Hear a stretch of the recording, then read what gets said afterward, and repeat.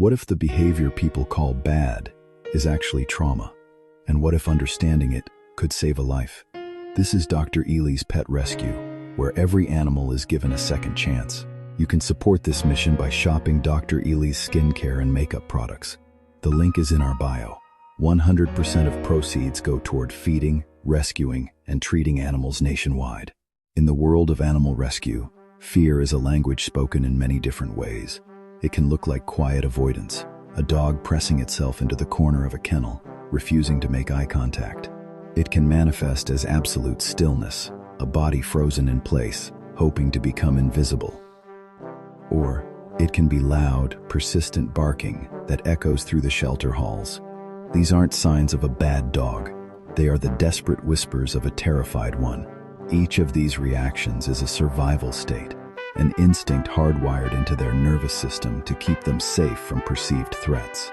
We call them the 3 Fs: freeze, flight, or fight. Freeze is the hope that danger will pass them by. Flight is the instinct to run, to create distance. And fight. Fight is what happens when the other options are gone. That's why a growl, a snarl, or even a snap is not an act of malice. It is a final, desperate plea for space. It is the only voice they have left when they feel cornered, trapped, and unheard. It's a clear signal saying, "I am overwhelmed. Please, back away." Misinterpreting this communication as aggression only deepens their fear. For an animal already on high alert, the shelter environment itself can be a source of constant trauma. It's loud, with clanging gates and barking. It's unpredictable, with new faces and smells every hour. For a traumatized animal, every sudden sound, every quick movement, poses a silent, terrifying question. Am I safe here? Their nervous system is searching for an answer that rarely comes. We must remember that trauma lives in the body. It's not just a bad memory, it's a physical response. These memories are tied to specific triggers: the sensation of a hand reaching from above, the shape of a certain room, even the scent of a cleaning product. Their past is written in their physiological reactions. Our first job is to become a source of safety, not another trigger. We move slowly, we speak softly, and most importantly, we give them choice. We let them decide the pace of every interaction. We don't force affection, we invite connection. Predictable routines are medicine for a traumatized mind. When an animal knows when to expect their meal, their walk, and their quiet time, the world becomes less chaotic. This consistency lowers stress hormones like cortisol and begins to rebuild a fundamental sense of control over their own life. As trust begins to form, we watch for the subtle signs of healing. We look for soft eyes instead of a hard stare. We look for relaxed, open jaws instead of a tense mouth. We watch for the tension releasing from their shoulders, often followed by a full-body shake-off, as if they are physically shedding their fear. It's crucial to remember, these animals are not giving us a hard time. They are having a hard time. Their behavior is a reflection of their pain, not a flaw in their character. These animals aren't difficult, they aren't stubborn, and they aren't broken. They are survivors, using the only tools they have to navigate a world that has taught them to be afraid. A raised hand might mean pain to a dog who has been hit. A doorway might feel like a trap. So we change the picture.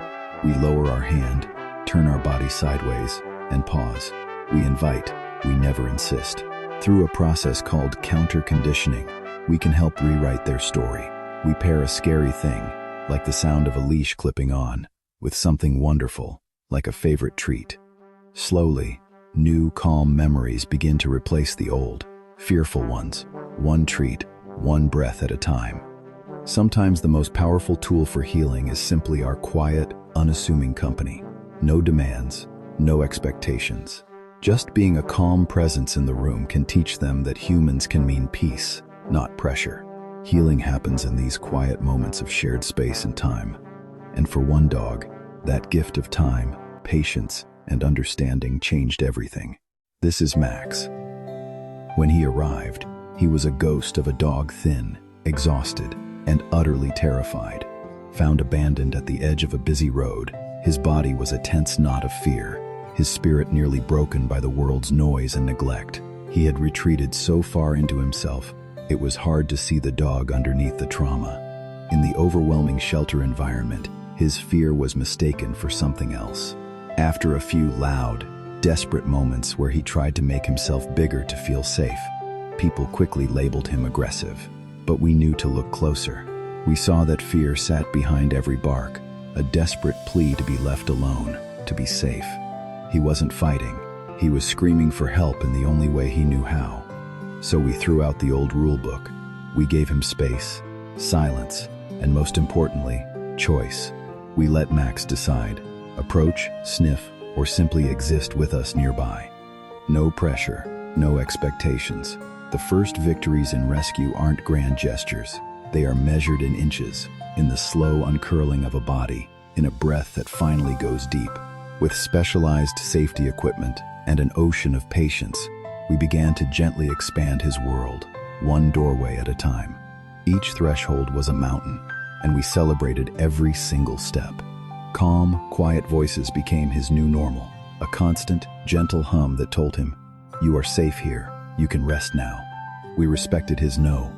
When he turned away, we listened. Consent is the foundation of trust, and we were building from the ground up. He wasn't aggressive. He was afraid. And understanding that difference changes everything. We shaped confidence with endless repetition and consistent choice, creating predictable patterns that his anxious mind could hold on to. Then came the moment that changes everything. After weeks of patience, he didn't just tolerate touch, he invited it. He leaned in. Soon after, he felt safe enough to sleep deeply, to truly rest. That surrender is a profound milestone in rescue.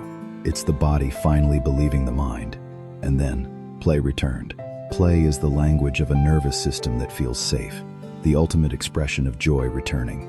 Day by day, choice by choice, the heavy armor of fear loosened its grip, falling away to reveal the gentle, loving dog who was there all along.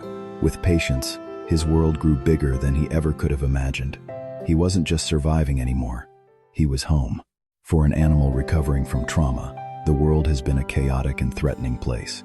The first step in healing is to build a foundation of absolute safety. This begins with routine. Predictability is a powerful antidote to fear. Meals arrive at the exact same time each day. Doors open with the same gentle motion. Our movements are slow and deliberate. There are no surprises, no sudden noises, no unexpected changes. This rhythm tells their nervous system, "Here, you can finally relax. You know what's coming next." We never force interaction. Instead, we empower them with choice. By letting them initiate contact, a curious sniff, a gentle nudge, we hand control back to them. This simple act of respecting their boundaries is transformative. It teaches them that their signals are heard and that their comfort matters. As they learn they can say no, their confidence to say yes begins to grow. Calm voices matter. We speak in soft, low tones, not because they understand the words, but because they understand the music of our voice. A gentle, steady cadence communicates safety and reassurance far more effectively than any command ever could. This consistency creates trust. Every repeated, gentle action becomes a predictable pattern that reinforces a single, vital message: you are safe here. Enrichment helps rewire the mind. Puzzle toys and scent work encourage natural behaviors, shifting their focus from hypervigilance to problem solving. It's a gentle way to guide the brain toward curiosity instead of fear. Even necessary medical care is delivered with this same gentle philosophy. We work on the animal's level, turning a potentially scary place into a sanctuary of healing. We learn to read their subtle signals. We watch for the moment tension melts into a deep sigh, for the hard stare to soften. We see healing happen one exhale at a time. Trust isn't a gift we can give. It's a bridge we build together, earned in countless quiet, repeated moments of patience and respect. We also recognize that rest is therapy. A nervous system that has been on high alert needs significant downtime to repair. Deep, restorative sleep is non-negotiable for healing.